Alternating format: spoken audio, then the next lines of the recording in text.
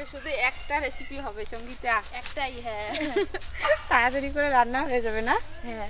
আর এটি ফলের গাছ, ফল ধরছে এইখানে। জামরুল জামরুল জামরুল। জামরুল আবার কিরকম দেখি নাই তো। জামরুল দেখো নাই? না, আমিও দেখি নাই। তবে আমাদের এদিকে জামরুল গাছ দেখাই যায় না আমাদের শুধু এদিকে। একটা ডালেই হচ্ছে তাই না সঙ্গীতা? হ্যাঁ, আর এদিকে আছে কি? এই যে এদিকে হচ্ছে, এদিকে বড় বড় পাতা, দেখো পাতার তলায় এসে আরো আছে। এইবারে প্রথম হইলো।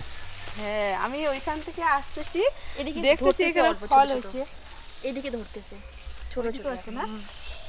পাতার জন্য না বোঝাই যায় না যে ফল হয়েছে কিনা। এটা বাইরে হয়েছে একদম উপরে, যার জন্য দেখতে পেয়েছি, নাহলে তো দেখতেই পেতাম না, তাই না? হ্যাঁ, আর এদিকে বড় বড় হয়েছে। হ্যাঁ, বড় হোক, যখন বড় হবে ছিঁড়ে খাবো, তুই আর আমি দুজনে মিলে খাবো, আর কাউকে দিব না।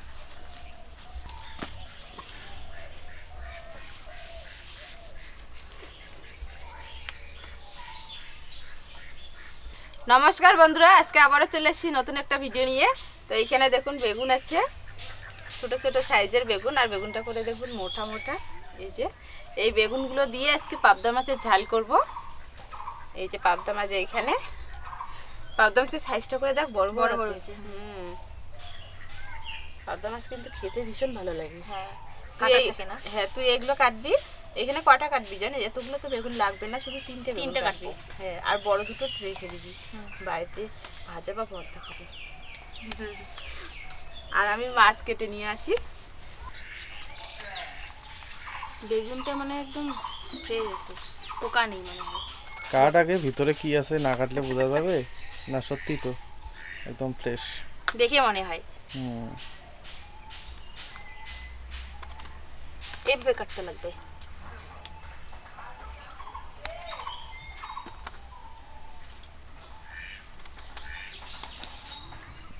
এটা ভালো। এটা ভালো। হ্যাঁ,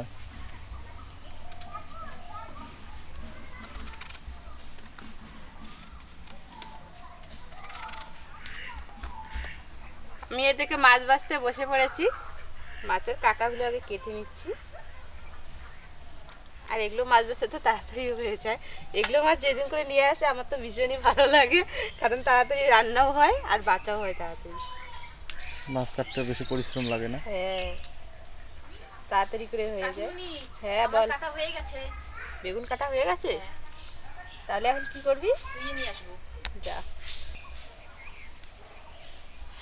অনেকদিন থেকে পাবদা মাছের ঝাল খাওয়া হয় না, যার জন্য আজকে পাবদা মাছ নিয়ে এসেছে, ঝাল ঝাল করে রান্না করব, খেতে ভালো লাগবে। মাছটা করে একদম তাজা টাটকা আছে। এগুলো মাছ আমাদের এইখানে চাষ হয় না, না? না না, এগুলো চালানি। হ্যাঁ, অন্য জায়গা থেকে আসে এগুলো। এগুলো বাইরের মাছ। আমাদের এদিকে যদি হইতো, চাষ করা যাবে কি এগুলো?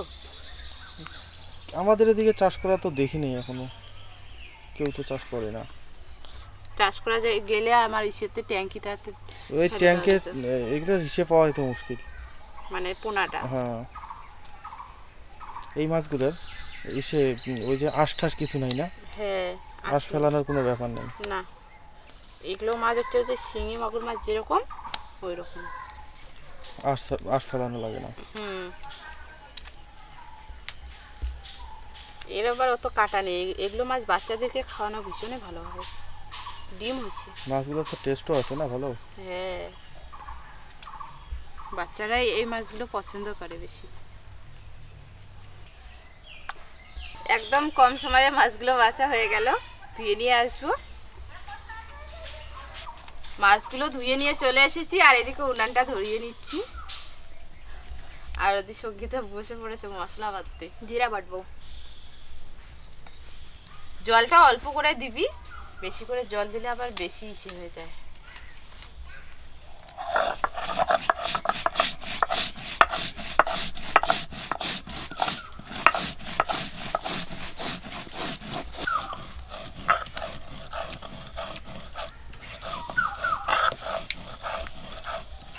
উনানটা ধরিয়ে নিয়েছি, কড়াটা বসিয়ে দিচ্ছি।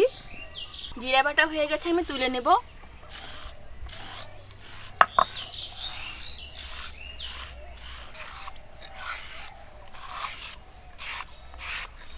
কড়ার মধ্যে সরিষার তেল দিয়ে দিচ্ছি। মাছের মধ্যে দিয়ে দিচ্ছি হলুদ গুঁড়ো, লবণ, ভালো করে মাখিয়ে নিচ্ছি। তেলটা গরম হয়ে গেছে আর মাছগুলো ভালো করে মাখিয়ে নিয়েছি, কড়ার মধ্যে দিয়ে দিচ্ছি। বাবা সেই গরম হচ্ছে, আউ আস্তে ফুটে শুধু 4টা করে ভাজতে হবে। এবারে আমি সর্ষে বেটে নেব।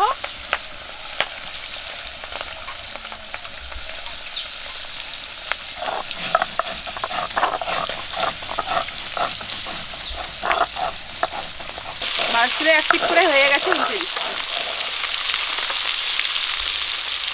বাবা উল্টেই না,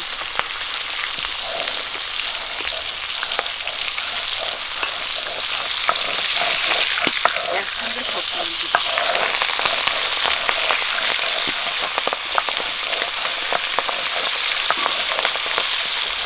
সর্ষে বাটা হয়ে গেছে, আমরা তুলে নেব।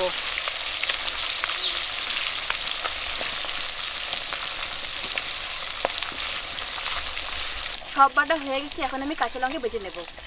কাঁচা না, এটা পাকা লঙ্কা। ও পাকা লঙ্কা, হ্যাঁ।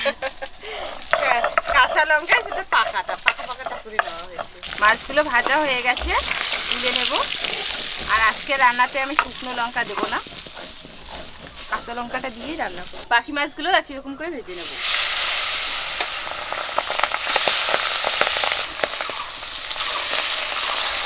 মাছগুলো আজকে এত ফুটতেছে ভেজে না? ডিম হচ্ছে যে মাছের মধ্যে। ডিম হচ্ছে?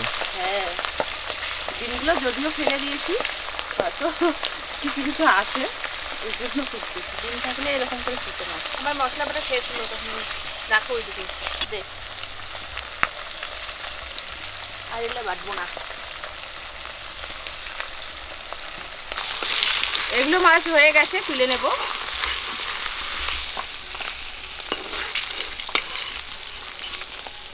মাছগুলো কোনো বড় বড় কথা নেই। হ্যাঁ, বেগুনগুলো ধুয়েছিস ভালো করে? ধুয়েছি। খুন্তিটা এখানে নিয়েছিল, কি গরম হয়েছিল, বাবা হাতটা পুড়ে গেল মনে হয়। কড়ার মধ্যে দিয়ে দিচ্ছি লবণ, হলুদ গুঁড়ো,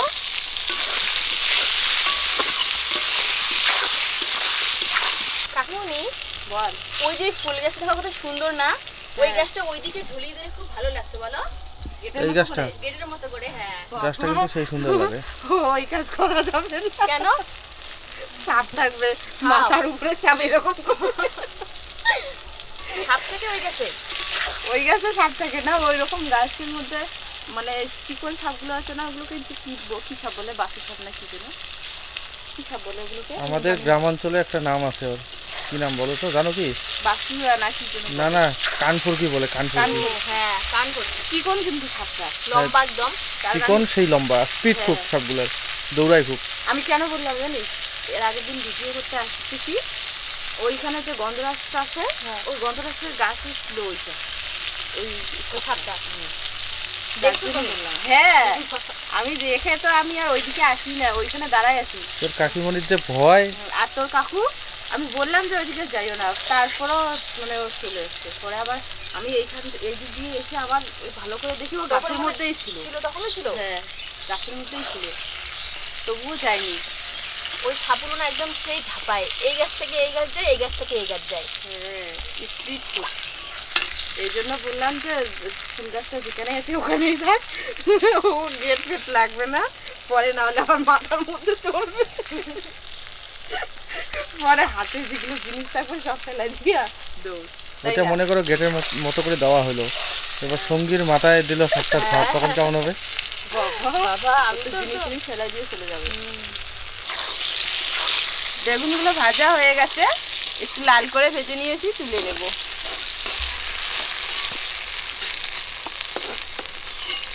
এই বেগুনগুলো এরকম ভাজা বা ভর্তা খেতে কিন্তু ভীষণ ভালো লাগে। হ্যাঁ, গরম ভাতের সাথে ভাজা খেতে বেশি ভালো লাগে, তাই না? হ্যাঁ, ভাজা খেতে শুধু ভাজা আর ভাতই খাওয়া হবে।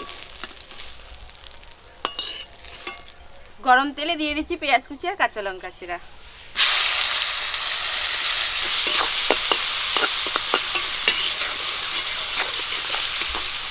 কাঁচা লঙ্কা আর পেঁয়াজ একটু লাল করে ভেজে নিয়েছি, আদা বাটা আর রসুন বাটাটা দিয়ে দিচ্ছি। হালকা একটু ভেজে নিয়েছি আর দিয়েছি জিরে বাটা,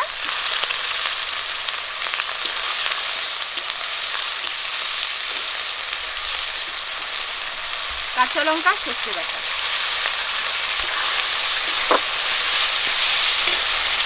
কালারের জন্য দিয়ে দিচ্ছি লঙ্কা গুঁড়ো, হলুদ গুঁড়ো, স্বাদ মতো লবণ। সবগুলো মশলা হালকা করে একটু ভেজে নেব। হালকা ভাজা হয়ে গেছে, কষিয়ে নেওয়ার জন্য জল দিয়ে দিচ্ছি একটুখানি।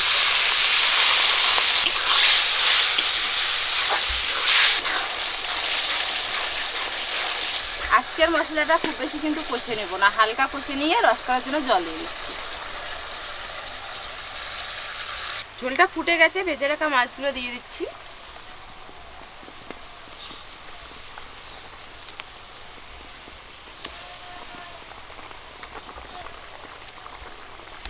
মাছটা দিয়ে একটু জাল করে নিয়ে তারপর বেগুন ভাজাটা দিয়ে দেবো। আগে বেগুন ভাজাটা দিলে পরে বেগুনটা আবার ভেঙে যাবে, যার জন্য আগে দিলাম না। ভালো করে জালটা হোক তারপর দেবো। মাছটা দিয়ে জাল করে নিয়েছি, বেগুন ভাজাটা দিয়ে দিচ্ছি। বেগুন ভাজাটা দিয়ে কিন্তু খুব বেশি একটা নাড়াচাড়া করবো না।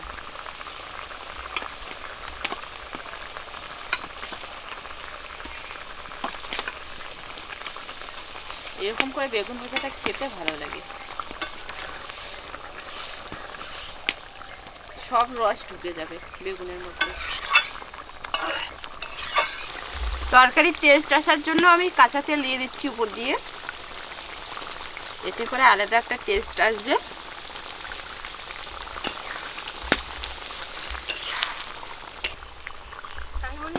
হ্যাঁ রান্না হলো? হ্যাঁ, বাড়ি থেকে কি রেস্ট নিয়ে আসলি? হ্যাঁ, গরম মশলাটা দিয়ে দিচ্ছি। বেগুন দিয়ে পাবদা মাছের ঝাল হয়ে গেছে, নামিয়ে নিচ্ছি।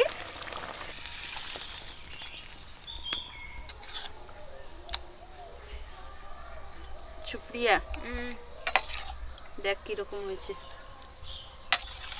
কালারটা দেখেছিস কত সুন্দর হয়েছে? হ্যাঁ হ্যাঁ।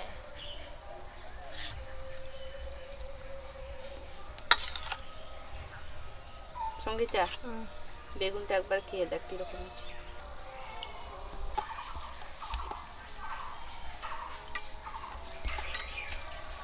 কিরকম হয়েছে সঙ্গীতা? দারুণ হয়েছে। দারুণ হচ্ছে না? সুপ্রিয়া,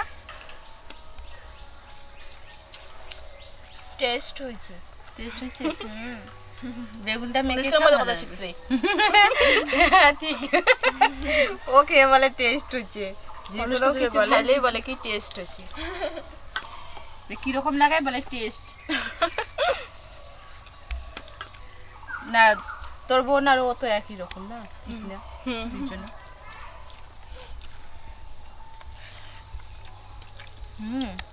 দারুণ হয়েছে, সত্যি ভালো হচ্ছে খেতে।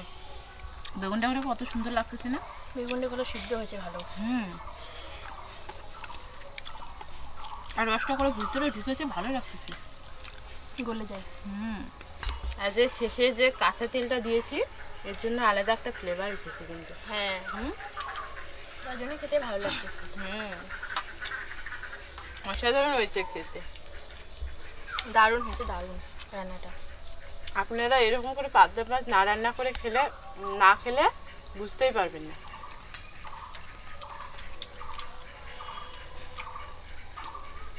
সুপ্রিয়া, তো কাকিমণি যেটা কথা কইলো সেটা কি ঠিক কইলো? হ্যাঁ ঠিক, অবশ্যই ঠিক। দারুণ হয়েছে রান্নাটা। পাবদা মাছটাও ভালো লাগতেছে দেখতে। ভিডিওটা কিন্তু লাইক করবেন আর অবশ্যই কমেন্ট করবেন আর শেয়ার করবেন। আর চ্যানেলটি যারা এখনো পর্যন্ত সাবস্ক্রাইব করেননি তারা অবশ্যই সাবস্ক্রাইব করে রাখবেন, পাশে থাকা বেল বাটনটি প্রেস করে রাখবেন আমাদের এরকম নিত্য নতুন ভিডিওগুলো পাওয়ার জন্য। আপনারা সবাই ভালো থাকবেন, সুস্থ থাকবেন, সাবধানে থাকবেন। দেখা হচ্ছে পরের ভিডিওতে। আর ফেসবুক পেজটাকে অবশ্যই ফলো করবেন। আজকের মতো এখানে শেষ করছি, টাটা।